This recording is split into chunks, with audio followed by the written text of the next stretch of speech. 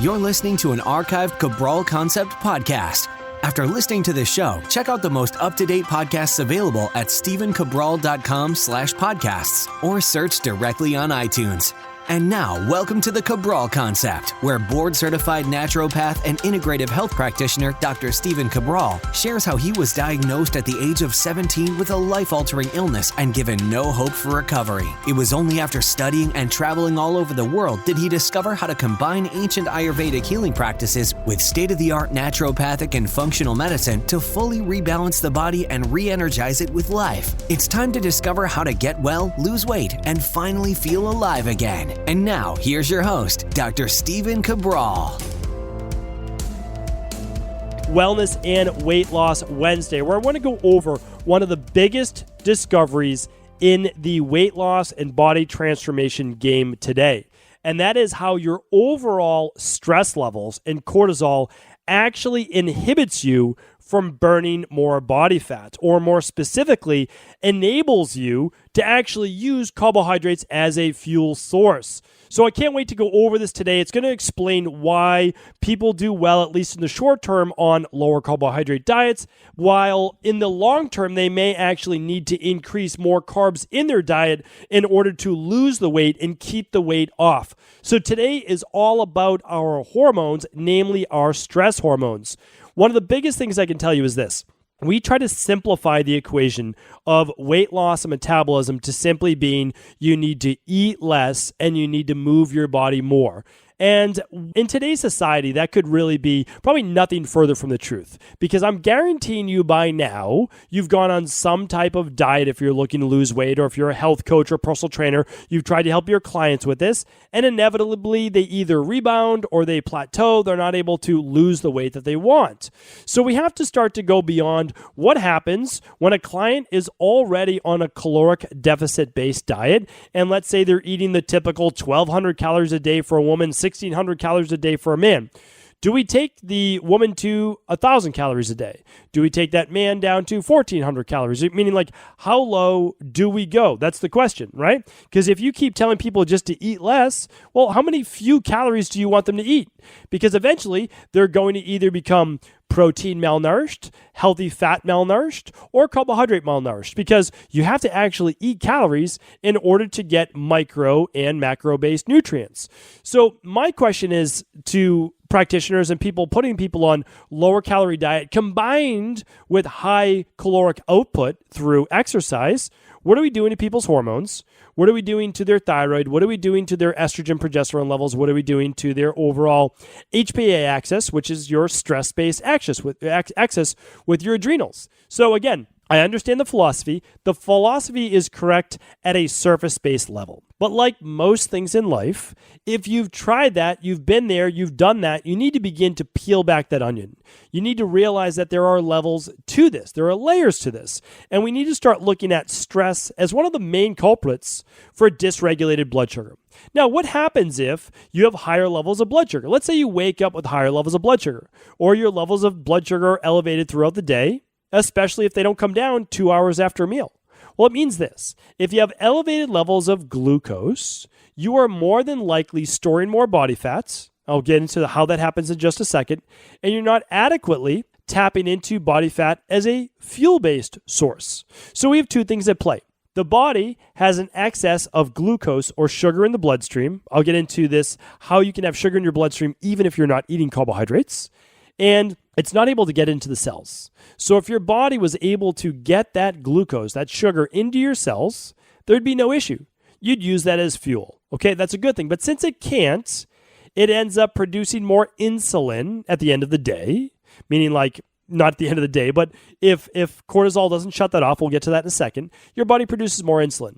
And it has to get it into the cell, and then whatever's left over, it stores it, meaning the liver, the muscle cells, or it stores it as body fats, okay? So it stores it specifically with times of stress around the middle, and I'll get into why belly fat begins to accumulate even in people who are fairly thin.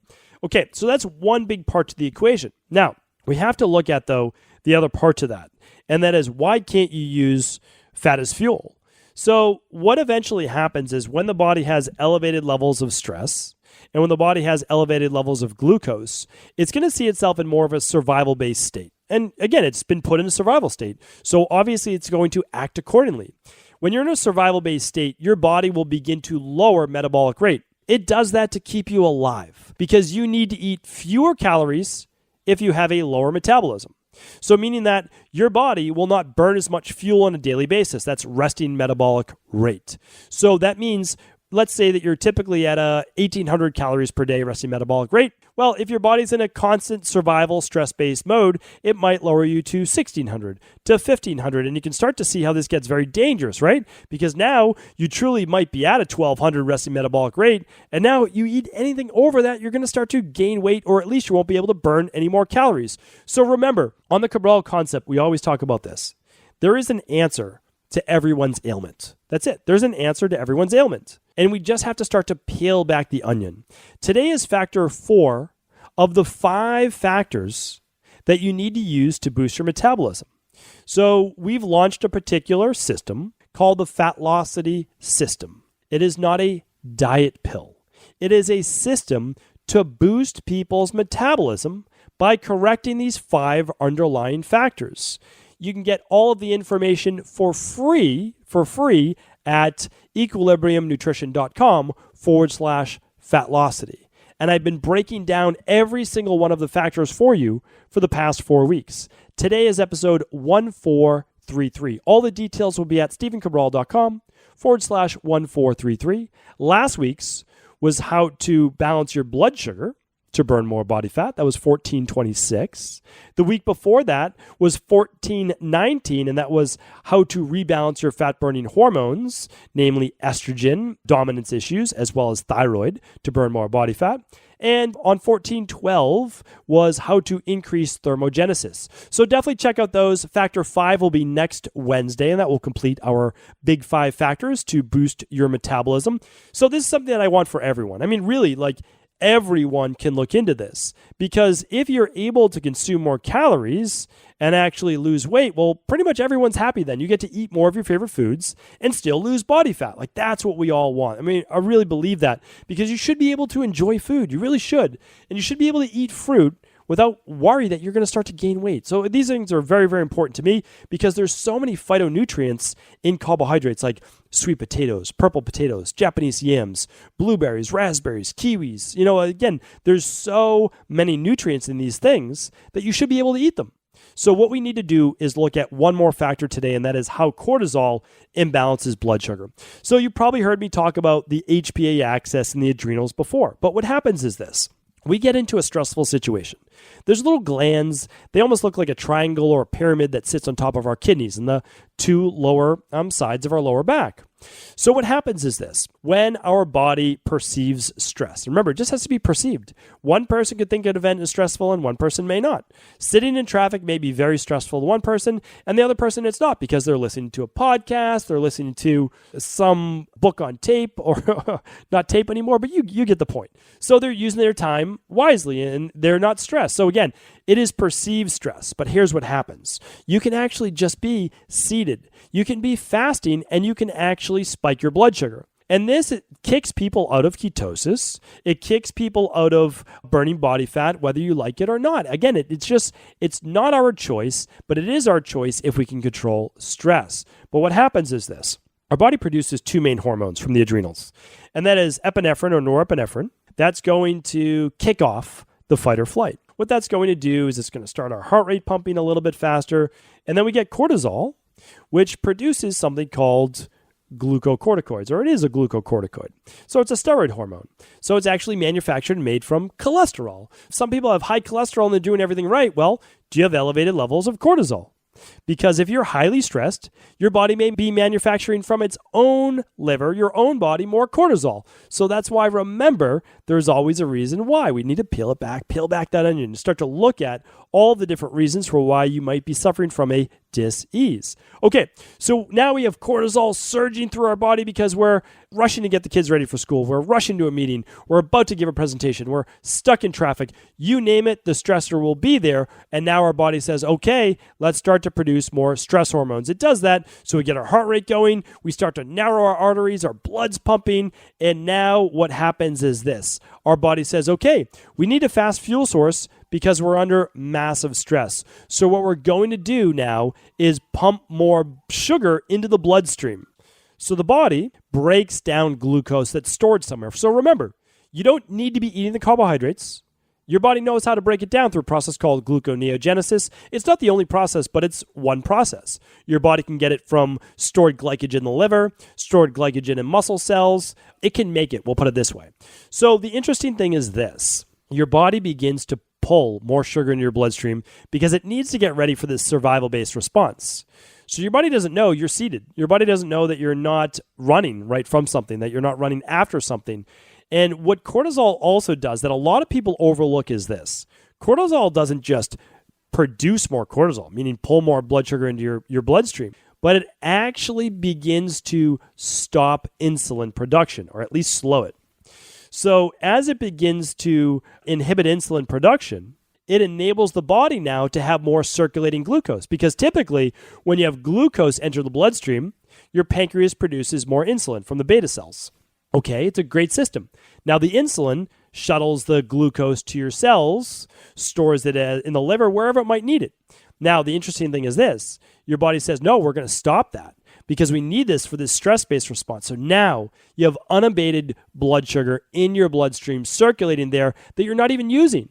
Besides your elevated heart rate, you're not really using it for any true elevated response. Well, what should happen is, again, back in the day, if we were really running from a threat or we were running after something, okay, once the threat is done, we take a nice deep breath, we relax, and all of a sudden then insulin begins to do its job. We've already used a lot of that glucose because we were running or whatever was going on, and life is good. But the problem is we have unending stress, and the stress can not only last just a couple minutes, it could last hours, or it could last days or weeks or months, which then leads to dis-ease in the body, an imbalance in the body. But again, your body's not messing up. It's doing this, in this case, because of stress, and it's doing exactly what it's supposed to do. But now the aftermath is this, and this can lead to type 2 diabetes, and even if you don't have type 2 diabetes, it can certainly lead to weight gain, estrogen dominance, and especially belly fat being held around the middle, because what happens is, when cortisol gets elevated, it actually starts to mobilize triglycerides from storage sites and moves them to the belly, or at least the visceral-based body fat, which oftentimes surrounds the organs and is around the belly fat. So you can be doing everything right, and a lot of people I see do this. They eat well, but they over-exercise. They exercise too hard, and then actually they start to get more belly fat. And they're saying, my arms are thin, my legs are thin, but all of a sudden I feel skinny fat. I feel like I'm thin, but I have belly fat around my middle. Well, it happens from a higher level of cortisol-based production because we start to mobilize triglyceride, and we actually start to add more belly fat there, which then does what? Well, it's a vicious cycle because visceral fat cells typically have more cortisol receptors than regular subcutaneous fat, which is the muscle you just kind of see underneath your skin. And it leads then to more fat adipose tissue storage. So you start to get even more belly fat. Again, it's a vicious visceral cycle, and it really does occur every single day in our body if we are overstressed. So I want you to know, again, it just goes back to this. Knowledge is power. If you were to run a lab such as the stress mood metabolism lab, and we'll link that up. It's just called the thyroid adrenal hormone. You get to look at, am I producing higher levels of cortisol on a typical day? Do I have lower thyroid? Do I have lower testosterone, lower DHEA, which helps to balance cortisol? And it can kind of show you what type of HPA axis dysfunction you're in. Some people call it adrenal fatigue. And it can look at estrogen dominance. If you're a female, you'll run this around days 19, 20, or 21 of your cycle, or whenever you have the greatest amount of symptoms. Same for a guy. You can run it when you have the worst symptoms, okay? So these are labs that you can do right at home that give you these answers. But let's say that you never decide to run a lab. Again, I can't recommend enough stopping guessing and beginning to test. It will give you your answers. But what I want you to do is this. If you are someone and you use your glucometer or you find out you have higher levels of blood sugar upon waking or throughout the day, I need you to begin to do things that lower stress. That's the bottom line. Remember, we don't want to rely on any one thing to lower stress in our life. We want to begin to look at many different things that we can do to begin to reframe how we see stress. Remember, your kids are always going to drive you crazy. There's always going to be deadlines with work or commitments that you've made. You're always going to miss a night's sleep. You're not always going to be able to make the best food choice. You're sometimes going to miss a workout. All of these things are going to happen in life. How do we respond to them, right? That's part of my Monday Mindset and Motivation shows. Hopefully you tune into those. But I want to give you a couple things today.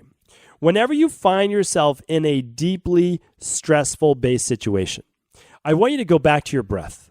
I'm working a lot right now to improve people's resilience to stress. That means looking at heart rate variability. That means getting a better night's sleep. That means getting sick less often. All of those different things, right? Be able to tolerate exercise to a better degree. We have to go back to our breath. So when the parasympathetic nervous system is not engaged, now the parasympathetic nervous system is what's rejuvenating for the body. We typically breathe in longer than we breathe out. That speeds up the heart rate and that stimulates the fight or flight in the sympathetic nervous system. So to short circuit that, to literally rewire your body, bring yourself back to your breath. Every time you're stressed or you're about to enter a stressful situation like giving a presentation or getting your kids ready or heading out the door, whatever it might be, work on your breath. I want you to go back to breathing in through your nose, okay? Breathe in for 5 seconds through your nose. And I want you to breathe out through your mouth or through your nose for 5 to 7 seconds. All I want it to be is an equal to or greater than breath out. And I want it to be slow. So again, let's say you can't breathe in for 5 seconds because you are so wound up, you're so tight. I want you to work on this. I want you to breathe in for, let's say, 3 seconds and breathe out for 5 seconds. Nice and slow and rhythmic. Don't worry about holding your breath. Holding your breath it sometimes causes more anxiety in people, sometimes stimulates more of the sympathetic nervous system-based neurons. So what I want you to do is this. Breathe in for 3 seconds and let it flow. Breathe out for 5. Did you do that? Great. Breathe in for 5 seconds. Breathe out for 7 seconds, okay? And now I want you to do this. All I need you to do as far as 1 minute. Give me 60 seconds. That's it. So if in the morning, things are crazy, head to your bathroom, take 60 seconds. It's 1 minute. You can do a timer on your phone if you want. But all I want you to do is really take 5 or 6 breaths. That's all it's going to take because every 10 seconds is one breath basically. 4 or 5 seconds in, 5 to 7 seconds out. That's all that I need. And if you take 5 breaths, that's 1 minute. I'm telling you, after that one thing, you will be in such a better place.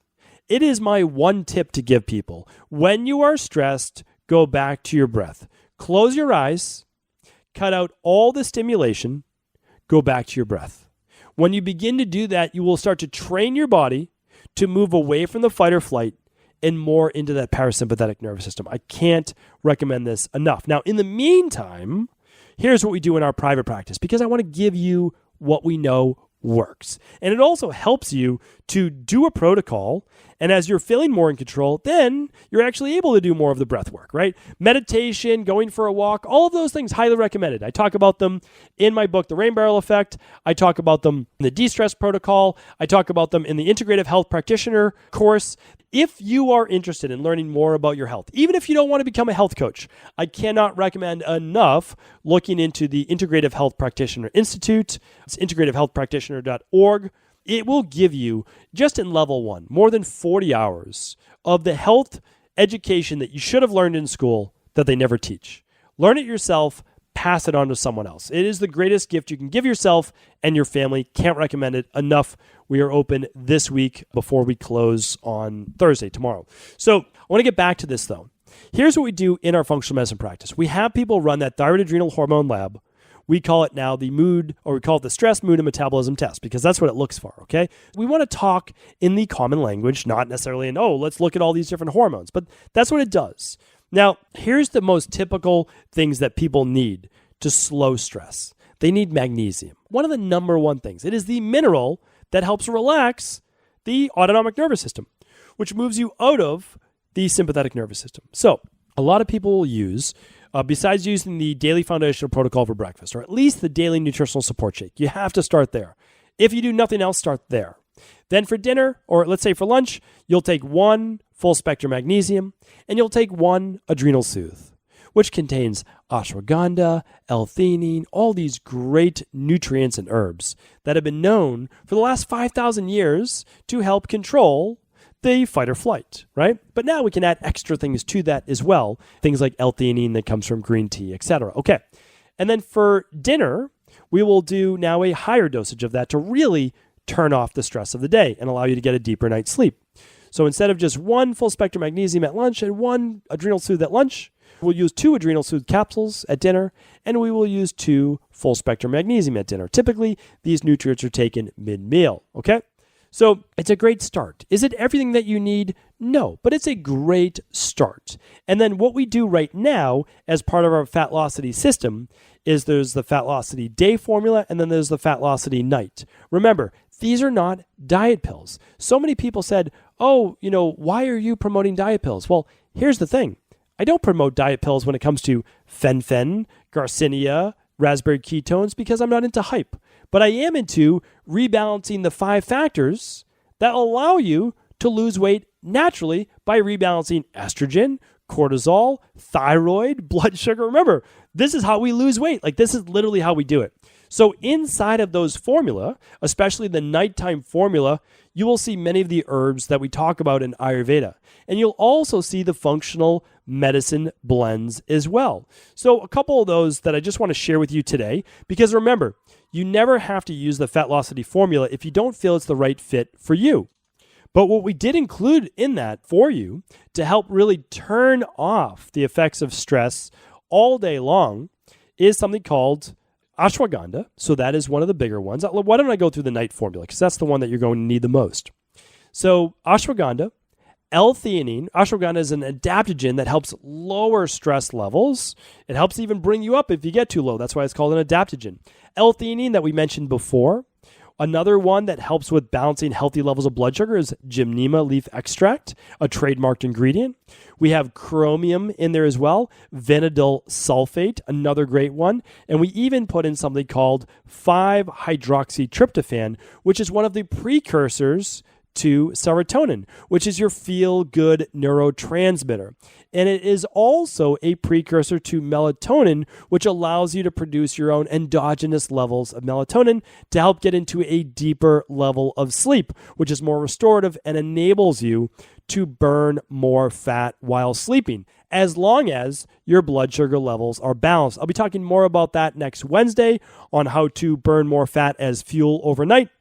So stay tuned for that show. What I wanted to give you today was just beginning to understand the science behind how balancing cortisol not only enables you to be a whole lot healthier, but it will enable your body to tap into more body fat and, more importantly, not store more body fat. Because remember, people are on low-calorie diets. People are over-exercising, and they're still not losing the weight. If anything, they're starting to gain more weight around the middle. Hopefully today now you know why that is, and you can share this answer with anyone you believe it can serve. Take care, everyone. Have an amazing rest of your day. Before you go, I wanted to share a personal story with you. The real reason I began to get well finally is because I figured out what was wrong with me. And that might seem pretty obvious, but I went from doctor to doctor for over 2 years before discovering at-home functional medicine lab testing. These are the labs that enabled me to finally figure out what was wrong with my hormones, blood sugar, electrolytes, and gut health. And once I knew what was wrong, I could then follow a proven plan in order to rebalance my body from the inside out. This is why I believe so strongly in functional medicine lab testing and why I've made it my mission to share these labs with the world. Now at equa.life, you can order an at-home lab test or lab bundle for you and your family and be able to complete it within the week.